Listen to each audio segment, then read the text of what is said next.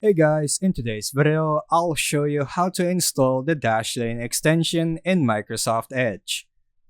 First, open Edge and navigate to the Microsoft Edge add-on store. Search for Dashlane Password Manager and click on it. Then click Get, and when prompted, click Add Extension to install it. After installing, click the extensions icon in the toolbar and find Dashlane.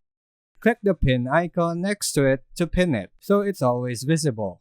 Finally, click the Dashlane icon, log in or create an account, and follow the setup steps.